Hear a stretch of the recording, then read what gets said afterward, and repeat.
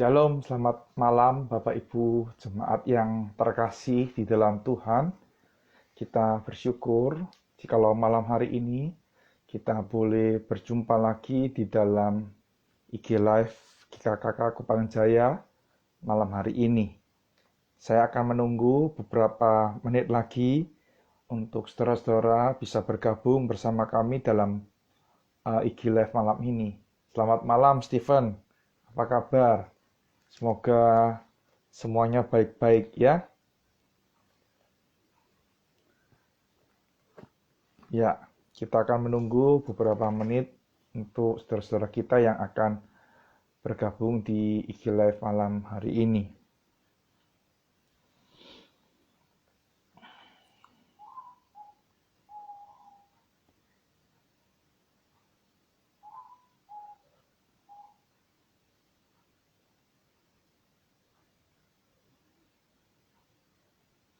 Selamat malam pemilik akun Andreas Halim ya. Selamat bergabung di dalam IG Live Gereja Kristen Kalam Kudus Kupang Jaya malam hari ini. Ya, kita akan memulai pendalaman Alkitab kita. Kita akan bersama-sama berdoa, memohon pertolongan dari Tuhan terlebih dahulu sebelum kita membaca dan merenungkan firman Tuhan. Mari kita berdoa. Bapa di dalam surga, saat ini kami bersama-sama bersyukur jikalau Tuhan senantiasa memimpin dan menyertai kehidupan kami. Secara khusus ya Tuhan, kami akan belajar kebenaran firman-Mu mengenai Yesus adalah imam besar. Tolong berikan hikmat kepada kami, supaya kami boleh memahaminya, dan kami juga boleh menghidupi apa yang kami pelajari malam ini dengan sungguh-sungguh. Dengar doa kami, dalam nama Tuhan Yesus kami berdoa. Amin. Ya, hari ini firman Tuhan terambil dari Ibrani pasal yang keempat, ayat yang ke-14, Ibrani pasal yang keempat, ayat yang ke-14, sampai dengan Ibrani pasal yang kelima, ayat yang ke-10. Ibrani pasal yang keempat, ayat 14, sampai dengan Ibrani pasal yang kelima, ayat yang ke-10. Demikian bunyi firman Tuhan. Karena kita sekarang mempunyai imam besar agung yang telah melintasi semua langit, yaitu Yesus, Anak Allah. Baiklah kita teguh berpegang pada pengakuan iman kita. Sebab imam besar yang kita punya bukanlah imam besar yang tidak dapat turut merasakan kelemahan-kelemahan kita. Sebaliknya, sama dengan kita, ia telah dicobai, hanya tidak berbuat dosa.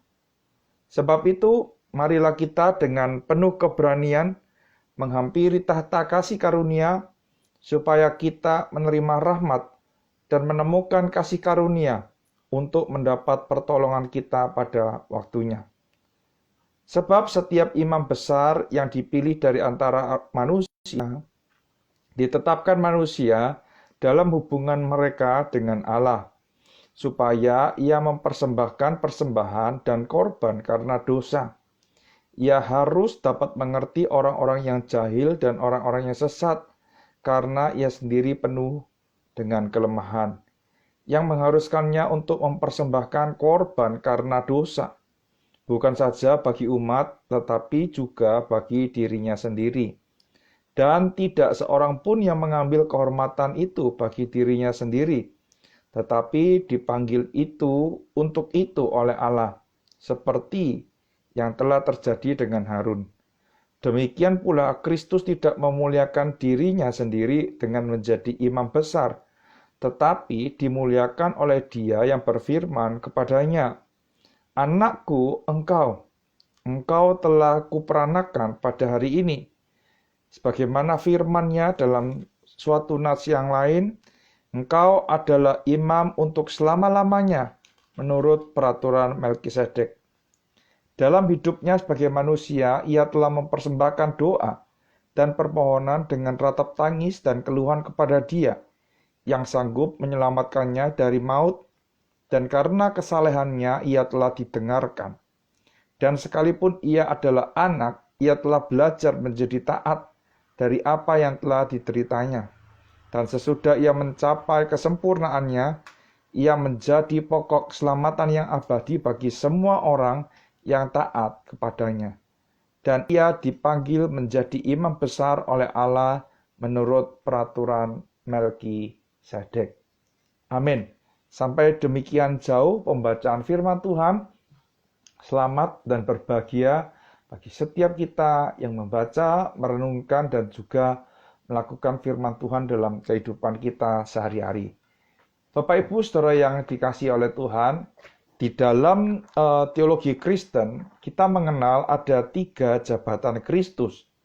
Yang pertama adalah bahwa Kristus itu dikenal memiliki jabatan sebagai seorang nabi. Selain itu, kita juga mengenal bahwa Kristus memiliki jabatan sebagai seorang imam. Dan yang ketiga adalah Kristus dikenal memiliki jabatan sebagai seorang raja. Nah, apa yang dilakukan oleh Kristus ketika ia menjadi seorang nabi? Nah, kita tahu bahwa nabi itu adalah juru bicara Allah. Secara literal kita dapat pahami bahwa nabi itu adalah yang menyambungkan lidah antara manusia dengan Allah. Jadi nabi itu adalah seseorang yang dipakai oleh Tuhan untuk menyampaikan kehendak Allah kepada umatnya. Dan kalau kita melihat di dalam perjanjian lama ada banyak sekali nabi ya yang dipakai oleh Allah, dipilih oleh Allah untuk menjadi saluran di dalam menyampaikan isi hati Allah kepada umatnya. Nah, kalau kita melihat ketika Kristus ada di dalam dunia, ia menyampaikan apa yang menjadi isi hati Allah. Ya, setiap hal yang ia ajarkan kepada murid-muridnya, setiap hal yang ia sampaikan, ya itu adalah pernyataan isi hati Allah. Melalui penderitaannya, melalui kematiannya, bahkan melalui kebangkitannya, kita dapat mengetahui apa isi hati Allah bagi umat pilihannya, yaitu bahwa Allah telah menggantikan hukuman dosa umat manusia melalui kematian Kristus di atas kayu salib. Jadi itu adalah fungsi dari jabatan Kristus sebagai seorang nabi. Nah, tentu saja jabatan nabi ya saat ini sudah tidak ada, tetapi fungsi dari nabi itu masih ada. Jadi tidak ada seorang yang dianggap sebagai nabi. Seperti orang yang mengatakan bahwa, oh Pak Chandra ini adalah nabi, maka saya dipanggil sebagai Nabi Chandra. Tidak ada jabatan itu. Tetapi saya sebagai seorang pendeta menjalankan sebuah fungsi, yaitu menjalankan fungsi nabi. Yaitu apa? Menyampaikan isi hati dan kehendak Allah melalui khotbah kepada umat Allah. Ya, jadi itu adalah jabatan Kristus yang pertama, bahwa Kristus itu jabatannya adalah seorang nabi. Yang kedua, ya kita juga mengenal bahwa Kristus juga menjabat sebagai seorang imam. Ya, saya lewati dulu karena nanti kita akan bahas lebih detail mengenai hal ini, ya. Dan yang ketiga itu adalah jabatan di masa yang akan datang, yaitu Kristus ya menjabat sebagai seorang raja. Mengapa saya katakan itu di masa yang akan datang? Ya karena ketika kita menantikan kedatangan Kristus dan Kristus datang, dia datang sebagai raja yang akan memerintah kerajaan Allah di dunia yang baru. Jadi Kristus akan memerintah dan kita umat pilihan Allah yang telah ditebus oleh Allah akan bersama-sama dengan Kristus memerintah bersamanya. Nah, tetapi kita juga ingat ya, ketika Kristus lahir, ya Kristus itu ya dikatakan bahwa ia adalah keturunan dari Raja Daud. Ya, ada seorang teolog yang mengatakan bahwa kelahiran Kristus ke dalam dunia menggenapkan maksud Allah di bumi dengan hubungan janjinya kepada Daud, bahwa akan ada seseorang yang lahir dari keturunan Daud. Dan siapakah yang lahir dari keturunan Daud? Yaitu Kristus yang lahir ya sebagai seorang keturunan Daud. Dan itu dicatat di dalam silsilah yang ada di dalam kitab Injil Matius. Jadi ya, jabatan Kristus itu sebagai seorang nabi, lalu Kristus juga memiliki jabatan sebagai seorang raja. Dan yang ketiga, ya kita berbicara mengenai Kristus sebagai seorang imam besar. Ya. Nah, apa sih yang kita pahami berkaitan dengan imam? Ya. Nah, seringkali kita mengatakan bahwa kepala keluarga itu adalah imam. Terus kemudian di dalam jabatan-jabatan tertentu ada imam, begitu ya. Dan di dalam teologi Kristen, sama seperti halnya nabi, jabatan imam itu tidak ada sekarang. Tetapi yang ada ya fungsi imam, yaitu menjadi pengantara antara Allah dengan manusia. Siapakah pengantara itu? Jawabannya adalah Kristus, ya. Kristus memiliki jabatan sebagai seorang imam. Nah, sebagai seorang imam, ya, seorang teolog mendefinisikan imam itu adalah seorang yang diangkat oleh Allah untuk bertindak mewakili orang lain di dalam perkara-perkara yang berkaitan dengan Allah. Jadi imam itu adalah seseorang yang telah dipilih oleh Allah, ia diangkat oleh Allah untuk bertindak bagi orang lain di dalam hal yang berkenaan dengan Allah. Jadi seorang imam tugasnya adalah menjadi pengantara antara manusia yang berdosa dengan Allah. Nah, itu tugas utama dari imam. Nah, lalu apa yang menjadi pembeda antara Kristus dan imam-imam yang telah ada? Nah, kalau kita baca di dalam Ibrani pasal yang keempat, ayat 14 dikatakan, karena kita sekarang, berarti ya kemunculan imam besar itu terjadi di dalam perjanjian baru. Ya, kita mempunyai imam besar agung. Nah, ini beda ya. Kalau ada imam besar, ya imam besar itu adalah orang-orang yang menjadi keturunan dari Harun. Ya, kenapa Kristus dikatakan imam besar agung?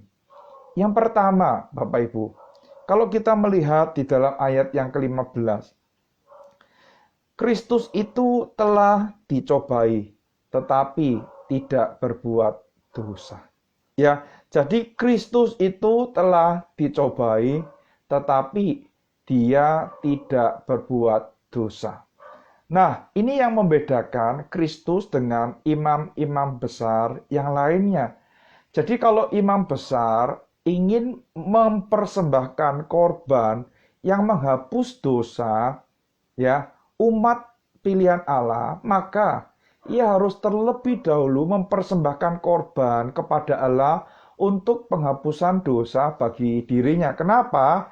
Karena kita tahu bahwa imam besar itu juga adalah manusia yang berdosa.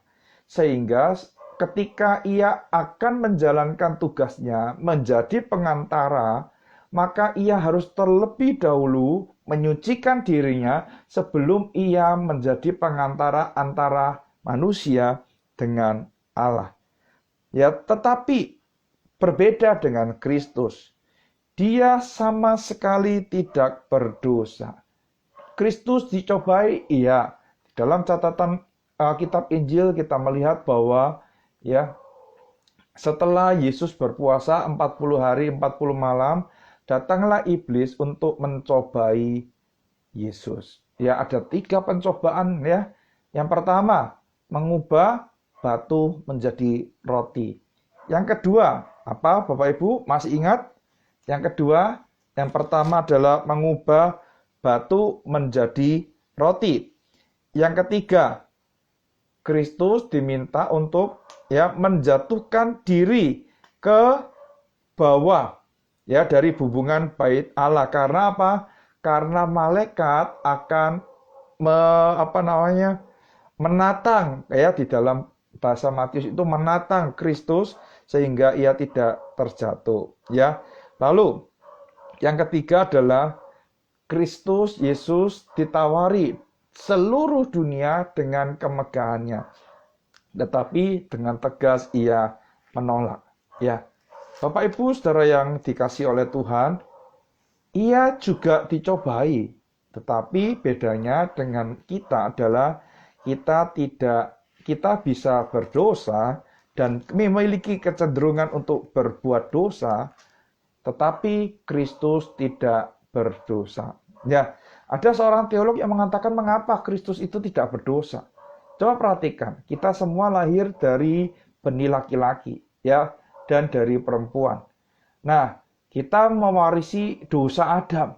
Seorang teolog mengatakan karena Kristus itu dikandung dari Roh Kudus, lahir dari anak darah Maria, maka Kristus itu tidak berdosa. Naturnya tidak berdosa. Dan ia tidak bisa untuk ya berdosa. Ya. Jadi itulah yang menjadi beda.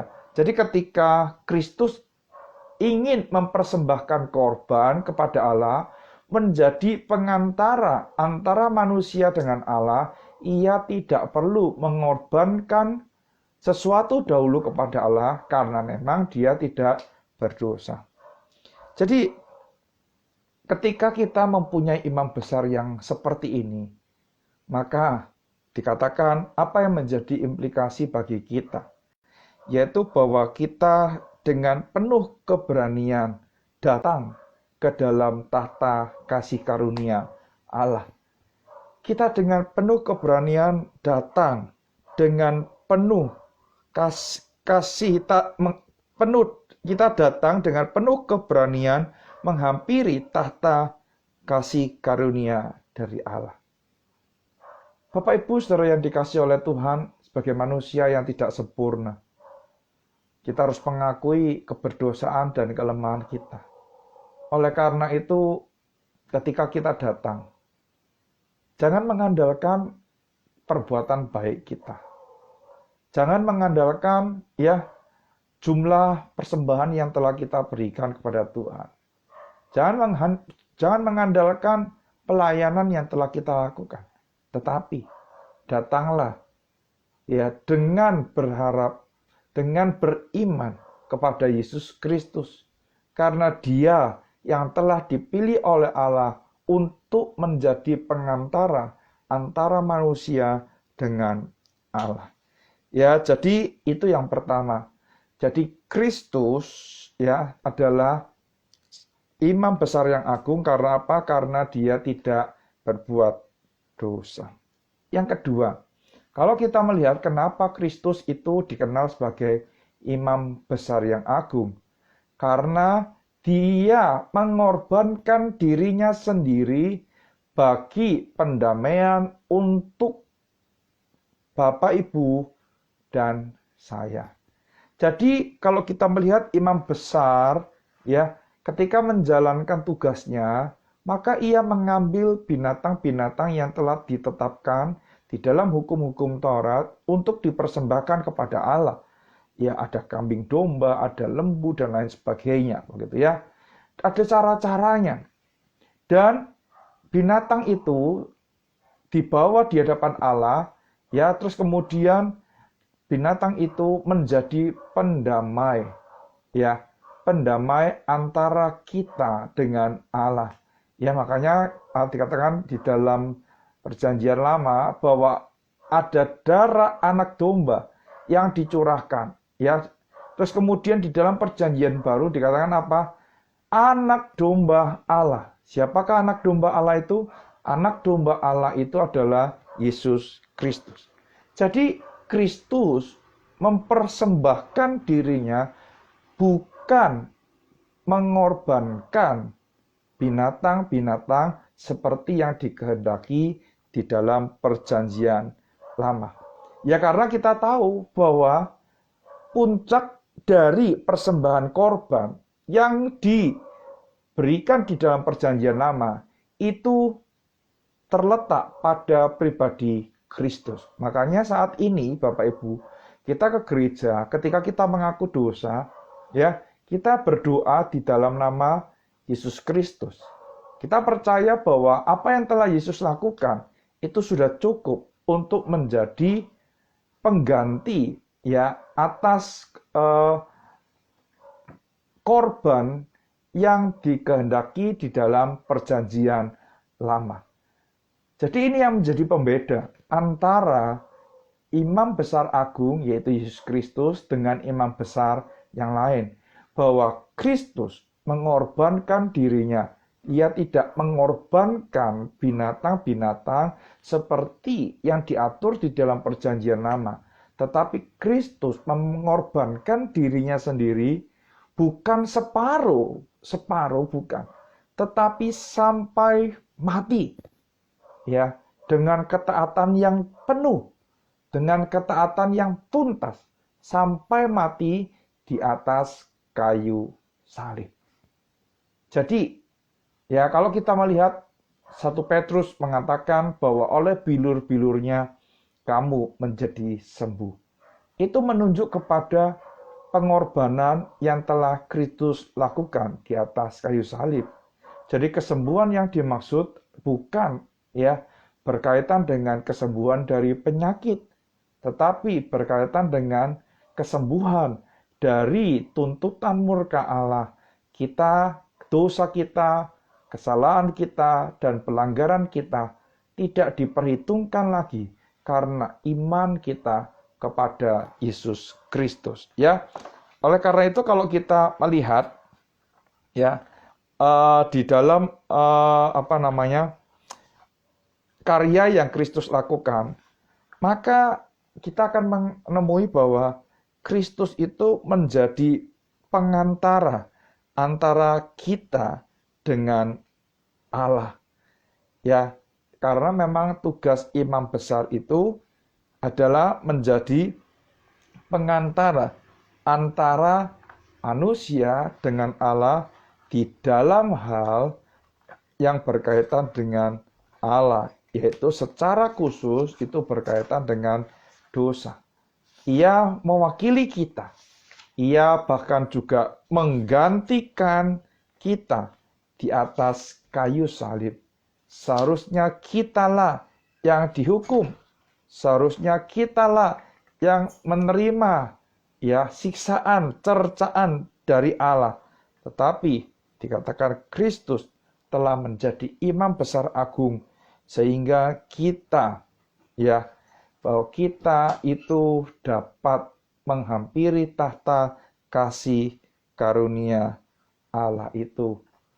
Bapak Ibu Saudara yang dikasihi oleh Tuhan, itulah yang dilakukan oleh Kristus bagi setiap kita sebagai seorang imam besar agung. Ia tidak mengorbankan orang lain, ia tidak mengorbankan domba-domba, hewan-hewan yang telah diatur di dalam hukum Taurat, tetapi ia mengorbankan dirinya sendiri menjadi pengganti untuk setiap kita. Sehingga kita yang bersalah, kita dianggap tidak bersalah oleh karena kematian dan pengorbanan Kristus di atas kayu salib. Nah, pertanyaannya, kenapa harus Kristus yang dikorbankan? Kok bukan yang lain? Nah, Bapak Ibu, ini pertanyaan ya kalau kita melihat kenapa kok harus Kristus? Nah, yang pertama, karena memang Kristus adalah satu-satunya pribadi di dalam dunia yang tidak berbuat dosa. Ya, kembali lagi di dalam poin yang pertama. Sehingga dia bisa menjadi wakil antara manusia dengan Allah. Dia yang bisa menjadi pengantara dan yang menggantikan kita di dalam menanggung murka Allah. Kalau kita lihat, ya di dalam kitab Roma dikatakan ada Adam yang pertama, yaitu Adam yang telah jatuh ke dalam dosa, dan Adam yang kedua. Dan Adam yang kedua ini menunjuk kepada siapa? Adam yang kedua yaitu menunjuk kepada pribadi Kristus yang tidak berdosa. Adam yang pertama dipilih menjadi wakil menjadi wakil manusia, ya, tetapi dia gagal, dia jatuh ke dalam dosa. Dan Kristus dipilih oleh Allah menjadi wakil dari manusia dan dia tidak berdosa. Ya, jadi itulah yang harus kita mengerti ketika kita berbicara mengapa Kristus yang menjadi wakil dari manusia, kok bukan manusia yang lain, ya. Oleh karena itu kalau kita melihat ya di dalam perjanjian lama itu menggambarkan karya yang Yesus lakukan. Misalnya ya, di dalam tulah yang ke-10 yaitu dikatakan bahwa anak sulung itu akan mengalami yang namanya kematian. Tetapi setiap anak sulung yang ambang pintunya itu dilabur oleh darah, maka anak sulung itu tidak mengalami yang namanya kematian. Dan ketika malaikat itu ingin mengambil nyawa dari anak sulung itu, melihat ada darah yang dilabur di tiang ambang pintu itu, maka malaikat itu akan melalui, sehingga kita mengenal istilah Passover, gitu ya, dilalui. Dan itu mencapai puncak di dalam kematian Yesus di atas kayu salib. Darahnya tercurah untuk menebus dosa kita. Jadi kita yang seharusnya mengalami kematian, kebinasaan kekal itu, tetapi karena kita beriman kepada Kristus yang mati, yang telah mencurahkan darah dan berkorban untuk kita, maka kesalahan dan dosa kita tidak lagi diperhitungkan oleh Allah. Ya, jadi Bapak Ibu, itulah yang telah dikerjakan oleh Kristus, ya. Oleh karena itu Bapak Ibu, mari kita datang kepada Dia yang adalah imam besar agung kita, karena kita tahu bahwa Ia tidak berdosa dan Ia telah mempersembahkan dirinya. Ya, Ia telah mempersembahkan dirinya karena Ia telah dipilih oleh Allah untuk menjadi pengantara antara manusia dengan Allah. Lalu pertanyaannya, apa yang kita bisa pelajari hari ini? Ya, apa yang menjadi implikasi dari pembelajaran kita malam hari ini? Ketika kita telah berbuat dosa, jangan ragu untuk datang kepada Kristus. Minta ampun kepada Kristus. Seringkali ya Bapak Ibu, manusia yang berdosa ketika melakukan dosa seringkali berpikir bahwa apakah aku masih layak untuk diampuni oleh Allah. Dan kita tahu bahwa iblis selalu akan mendakwa kita bahwa engkau tidak pernah layak. Engkau sudah rusak, engkau bejat, ya. Dosamu sudah terlalu besar. Tidak ada dosa yang terlalu besar ya untuk diampuni karena Kristus telah menanggungnya bagi setiap kita. Oleh karena itu, jangan kita terintimidasi oleh perkataan setan. Semakin engkau menyadari bahwa kasep ini sudah terlanjur, Pak, sudah basah ya wes sekalian basah. Ngapain? Wes basah, mau mentas lagi ya susah begitu. Ya wes aku tak basah sekalian. Itu adalah intimidasi dari kuasa kegelapan yang ingin terus menarik engkau jauh dari Kristus, meninggalkan Allah yang telah menyemili engkau dan menyelamatkan engkau. Jadi jikalau kita telah berbuat dosa kepada Allah, kita datang dengan kerendahan hati menghampiri tahta kasih karunia itu dan kita percaya bahwa Ia yang adalah imam besar agung kita, yang akan mengampuni dosa kita, menjadi pengantara antara kita dengan Allah, sehingga dosa kita yang pekat sekalipun, Ia akan sucikan, Ia akan murnikan. Kiranya Tuhan menolong setiap kita. Tidak ada manusia yang tidak berbuat dosa di dalam dunia ini, termasuk dengan saya sebagai seorang pendeta. Saya juga bisa saja berbuat dosa. Oleh karena itu, mari kita belajar bersama-sama ketika kita percaya kepada Kristus yang adalah imam besar agung itu. Ketika kita berdosa, kita datang kepada Allah dengan penuh keberanian untuk memohon kasih karunia dan rahmat-Nya yang sekali lagi bisa mengampuni dosa kita. Kiranya Tuhan memberkati apa yang telah kita pelajari, dan biarlah apa yang kita pelajari boleh memberikan kekuatan, pengharapan di dalam ikut serta kita, keikutsertaan kita di dalam mengikut Yesus. Tuhan memberkati. Mungkin ada Bapak Ibu yang ingin bertanya, saya persilakan. Mungkin ada yang mau bertanya, bisa menuliskan di di kolom yang ada tanda tanyanya, dan Bapak Ibu kemudian bisa menyampaikan pertanyaan. Jikalau tidak ada, maka saya akan menutup di dalam doa. Sembari menunggu, izinkan saya juga menyapa Bapak Ibu yang sudah bergabung malam hari ini ya. Selamat malam Ibu Popi. Selamat malam Ibu Sulastri. Ada Denny Teguh, Standio.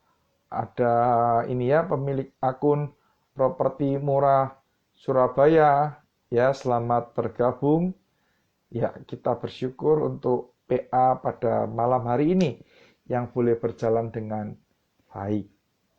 Oke, saya masih belum melihat ada pertanyaan. Kita akhiri dahulu PA kita malam hari ini. Setelah itu, setelah berdoa, apabila masih ada pertanyaan, saya akan menjawab pertanyaan Bapak Ibu.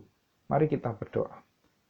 Bapa, kami bersyukur jikalau sekali lagi kami diingatkan bahwa kami mempunyai imam besar agung yang menjadi pengantara antara kami dengan Allah.